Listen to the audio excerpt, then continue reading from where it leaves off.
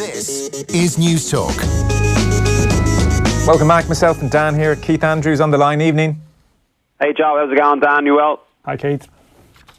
So, you kicked off on Sky Sports, didn't you? No, I watched it back to see if I went a bit more than maybe I should have, but I'm very comfortable with what I said. I think you both know I'm a fan. I get a little bit emotional about the team, and look, I've before I played, I've paid to go and watch.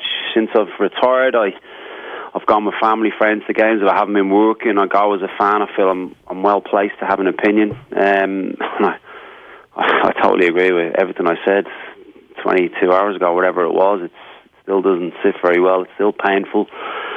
I still, I don't see it getting better anytime soon. We've a bit more time here, thankfully, than TV, which is always so time pressured. So let's start with the performance firstly, the 90 minutes. What did you make of it? Well, first 10, 15 minutes I thought was positive. Looked at Saturday's style of kind of the system and the 3-5 at the back, and there was a few issues that I had with that. So in the first 10 to 15 minutes, I'm seeing a little bit of progression with Kevin Long and James McLean. Kevin Long was coming out into those grey areas, those little full-back areas to let James McLean bounce up and engage Connor Roberts. So it wasn't just pinned back in as a back five. Martin, time and time again, speaks about being on the front foot in his press conferences the day before or during the international breaks, and we were on the front foot. That's how we got the opportunity with Cyrus Christie, because we had 4 or 5 bodies high up the field, and we were aggressive, looking to stop Wales from kind of getting the run of the park, which we allowed them last month. So encouraging signs. Could have taken the lead.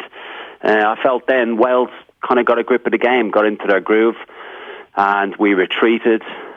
That's pretty much the way the game went. And then in the first half, I thought for the last 15-20 minutes, Wales were a better side, looked more likely, got into their groove. Second half, they increased the tempo.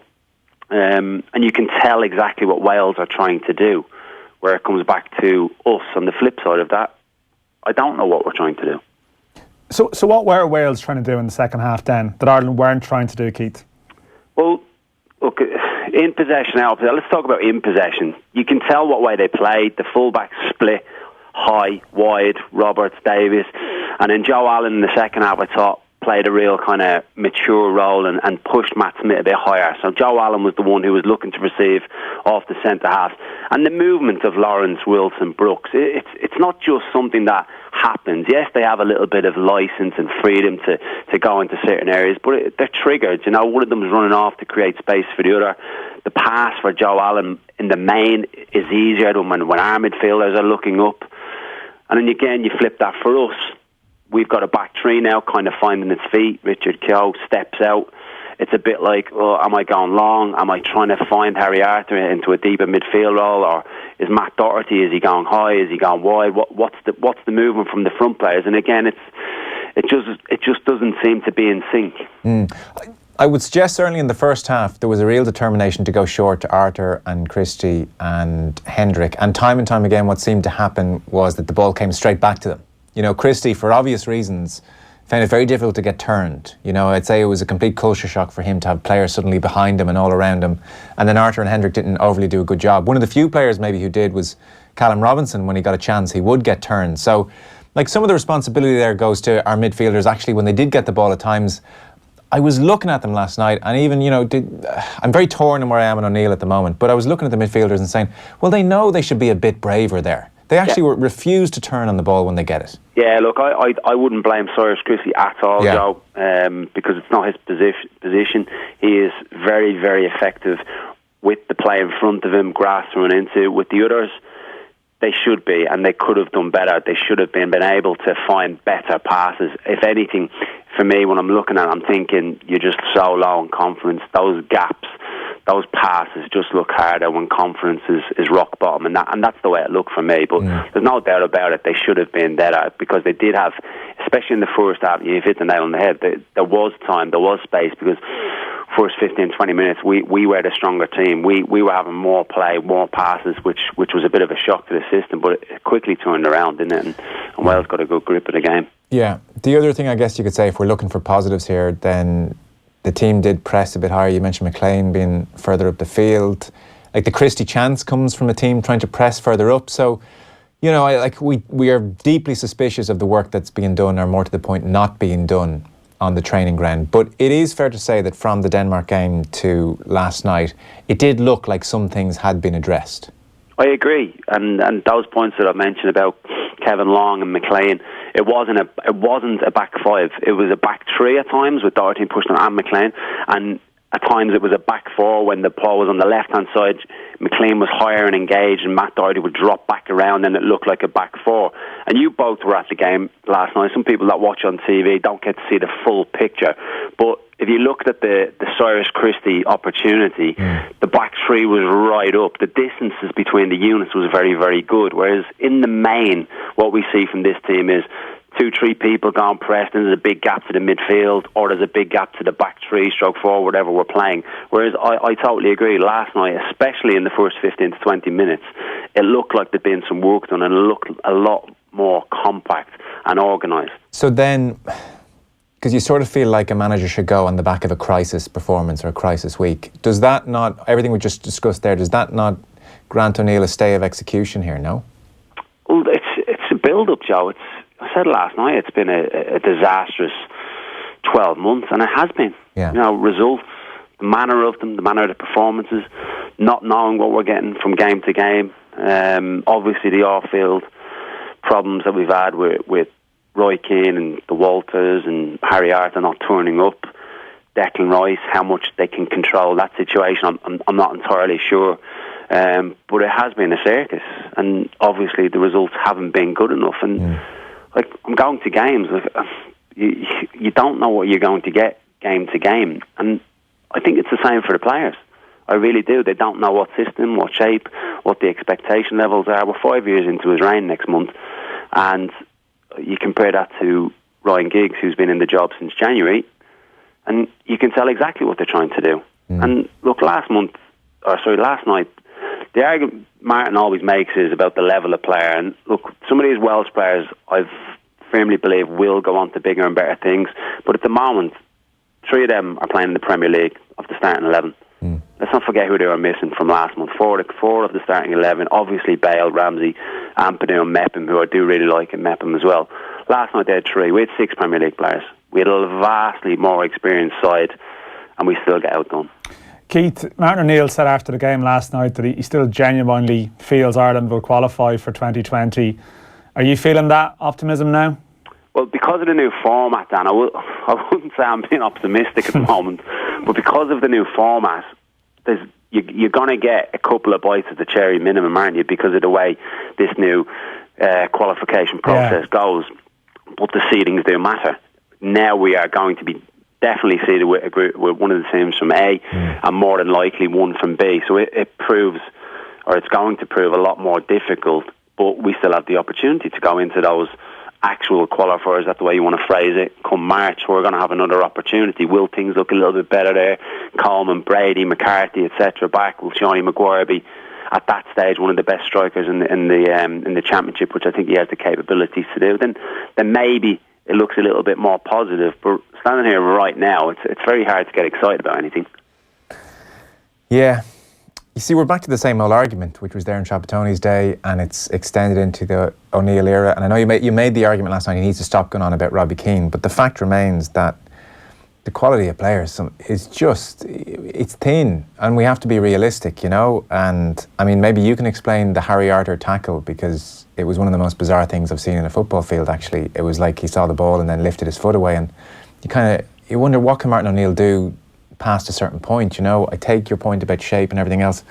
What I'm asking in a roundabout way here ultimately is, given the cost involved, we're talking about a couple of million here, and then the cost to go out and get another management team, are we at the point where it's so clear that the manager is the issue, that it is the right thing for Irish football to do, to say, Martin, we're going to cut ties here ahead of the qualification for 2020 in March? Are we at that point, really?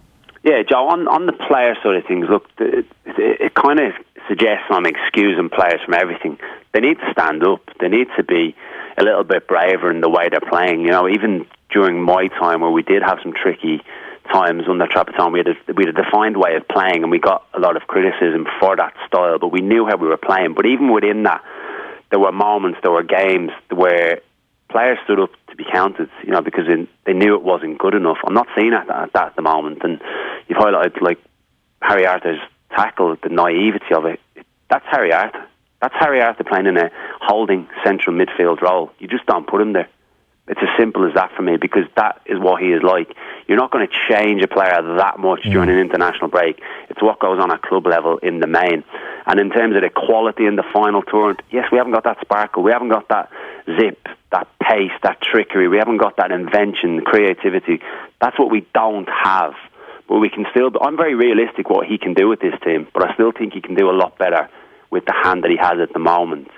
And in answer to your question about will they let go of him because of the financial element to this, I don't think they will. I think we all know about the debt of the stadium. That's still getting managed while still trying to kind of shuffle money around different departments, grassroots, etc. I don't see it changing, but I don't see the performances changing much on the flip side of that either.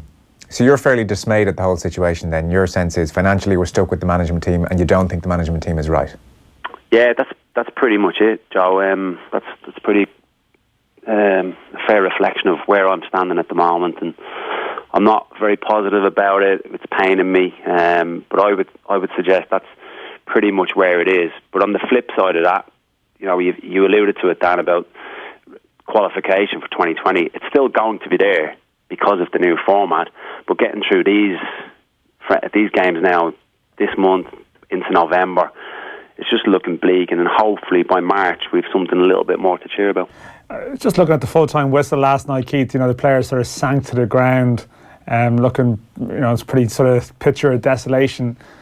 How do you think the players are feeling now? Because there is this line is going out, that is going out there, and it's been repeated, and even sometimes the manager has alluded to it, that we don't have the players, or that the players that we have, that Ireland have at the moment, well, we know the things that we lack. Do you think there's a possibility that grates with players that they keep hearing that message? Oh, without a shadow of a doubt, Dan. And I would liken it to Mourinho, the way he keeps on going on about his centre-halves and what am I supposed to do, and I need a centre-half. Ed Woodward, go and buy me this fella, go and buy me that fella. That's what I would liken it to. And then we see Eric Boy or Jones or Smalling, whoever, make mistakes or not look like anything near they can do. Is there any real surprise? Is there any real surprise we see that from some of the Irish players, and certainly the centre forwards? Because Shane Long has been hearing this for a number of years about Robbie Keane, and if only we had him. We don't have him. We need to move on, because, and I mentioned it last night, before Robbie Keane, our top goal scorers were Niall Quinn, Stapleton, Aldridge. They were all in around 20 goals. So that's probably more the reality of where we are, where we're going to be for a long time in the future, unless something special comes along. The one thing I would say is, and you will both know, some of the underage teams are doing really well, but it's a few years away yet, in terms of, probably a couple of years anyway, in terms of challenging for first team spots. But yeah, why do you think it stopped working?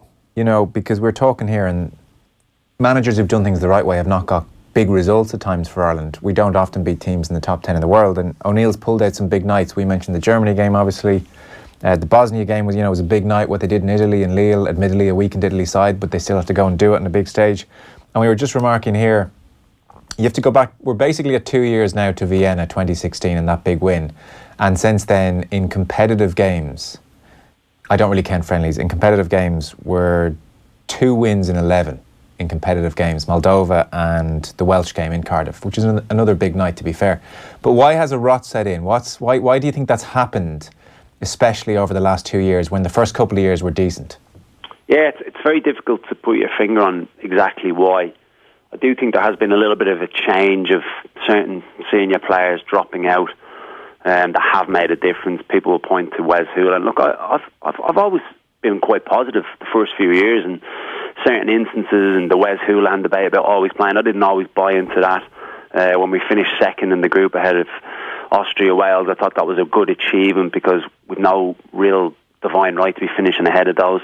I've only really started to get a little bit negative since the second leg of the Denmark game. Even the first leg, I was comfortable with that. I didn't mind that at all in terms of how we set up. Why has it gone this wrong?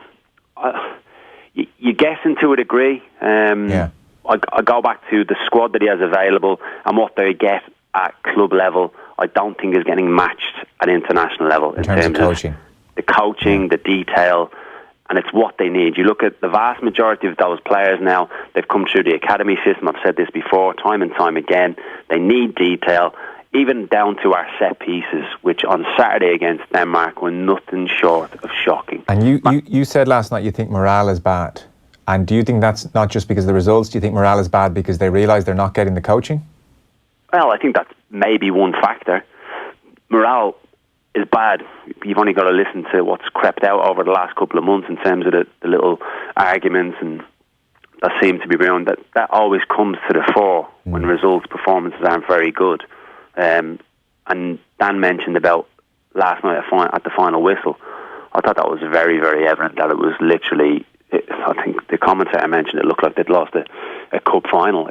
They looked that low that I haven't seen that type of reaction probably since Denmark last year. Like even Wales last month, it was more embarrassment. Johnny Walters used that word the other day, whereas Denmark back in November, that was literally soul destroying. That's the way they looked last night. So that's when the management team need to get it going again. But I think they themselves look very, very low.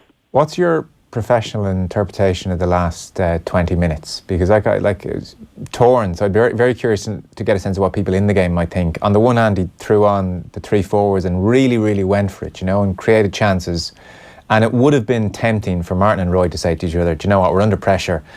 Let's just take a 1-0 defeat here and get out of here. Let's not risk losing 2 or 3-0, which they easily could have. Like Wales, Wales countered and they had like a 3-on-2 almost every single time. So it was a really risky and you could argue ballsy decision for O'Neill to go for it at the end. Should he be commended for that, or did you interpret that as desperation and actually no good? No, I would have been okay with us conceding a second goal if it had been caught in the counter-attack. I felt he had to take off one of the centre-halves. I said it during commentary because they ended up marking Tyler Roberts 3 centre-halves up against ones, which was ridiculous. And Long or Keogh stepping into those areas, they're not going to give you that much really in an attacking sense. So I didn't mind that at all. The issue I had with it was, okay, we're going to stick 3 centre-forwards on, but who's getting the service to them? Nothing really was changed in the midfield three. They were still playing quite narrow and just going about their business as they'd done previously during the game. James McLean was actually playing as a left back and a left winger. Shane Long actually ended up playing like the right winger, which we all know isn't his game. So I made the point afterwards, has this been worked on? Because at club level, and I know at club level you get a lot more time, you do work on these factors. You do work on, if you go down to 10 men, this is how we defend. If the opposition goes down to 10 men, this is what we have to do to tweak it. So we're trying to get back in the game. It's not just a case of getting your goal scorers on the pitch. How are you going to get that service towards them? You may as well have stuck Shane Duffy up front, gone ultra direct, and he would have caused more problems, and gone the Thomas Delaney route and calling us a little bit primitive. I wouldn't have had a problem with that. And in fact, going forward, I don't really have a problem with that. I just want us to have a plan. I don't expect us to be popping it around like Man City at the moment with the personnel we have. But I do expect more than what we're getting. Yeah. Did you interpret the boos at the end as for the Harry Arter shot, which, because when you were in the stadium, I certainly thought it was the boos for the handball, because Arter, I don't know if it showed up on TV, Arter made a big point of appealing for the handball to the referee and ran over to the referee, and then he blew the final whistle, and I took the booing then as a reaction to that moment as opposed to O'Neill. Yeah, I did. I thought it was due to the handball, the decision, the kind of protestations of Harry Arter towards the referee. I think that was more along those lines. But I think in general, fans, we heard it during the game against Denmark, moans and groans in the second half, just everybody a bit subdued, fed up, I suppose. Yeah. And that's the general feeling. I think there's just mass scepticism surrounding the whole kind of team and management team at the moment. Me and Dan were sort of talking here, and I was wondering, if we're going to say there was a replacement happening in the morning, would it be like a Tony Pulis, Sam Allardyce, who could come in and work with the group as we have it? Or can we genuinely aspire to play more technical football with the players that we have and to implement it pretty quickly? Well, I think you need a plan first and foremost. And for me, I've just alluded to it there. I have no problem with it being a little bit direct, a little bit pragmatic in the approach, being difficult to beat, difficult to break down. Nobody comes and plays against us in an easy way and enjoys playing against us. I want teams to hate playing against us. So if it was along those lines, I think you'd get results first and foremost, and from that breeds confidence. And then confidence in sports, as we are well aware, just makes players play with more freedom. And then the point you're making about Hendrick and Arthur, if we're on a run now where they hadn't lost a game in 9 and 10 games, they would be getting on the ball. They would be driving into midfield and popping passes off. Whereas at the moment, there's a real tentative feel around with the way the team are playing. It's nervy, it's edgy. They don't really know exactly what way they're going. So short term, I certainly think that could be an approach. Whether this management team are capable of doing that, I'm not too sure. Although there was a few signs over the last 2 games to suggest that it certainly has improved a little bit. But let's not forget who we were playing against, lads. Yeah. It's Christian Eriksen, Les Denmark, and Bale Ramsey, etc. At home. Yeah. So come on. Well, on that note, I'm sorry I haven't cheered you up. I didn't expect you to be fair. No, sorry, lads. That's fair enough. We've got the Keith Andrews show tomorrow, so I think I'm on with you actually. So we'll tease things out a bit more, and we get the tactics board out again, and you can show us what you like. A few bits and bobs. Yeah, I think that'll be worth doing. So that's 12:30 on Facebook Live tomorrow. If you want to get Keith's show live, you can podcast it as well, or you can watch it back on YouTube. So we'll do that tomorrow, 12:30. Keith, thanks a million. Thanks, lads. Take care. Cheers, Keith. Off the Ball on News Talk. Buying a house shouldn't be all about red tape. It should be about rolling out the red carpet. My Sherry Fits is an online platform that allows you to make offers, see other offers, contact your agent and book viewings. All online, anytime you like. It's an entirely new way to buy a home, built on everything we've always believed in. Find out more at mysherryfits.ie. Sherry Fitzgerald. It's not just about property, it's about people. Just imagine Christmas Day climbing frames with a gift from NI Climbing Frames. And now there's such an easy way to pay when you join our Christmas club today. Climbing Frames. Bruce Betting Sportsbook, Casino and now Live Casino. Download the Bruce Betting app to see why for the Premier League, Bruce Betting are giving you more. With price boosts, live in-play betting, cash out and ACCA insurance. Make Bruce Betting your Premier League bookmaker. Bruce Betting, in-store, online and now on your phone. Please gamble responsibly. See dunlewy.net. At SEAT, we know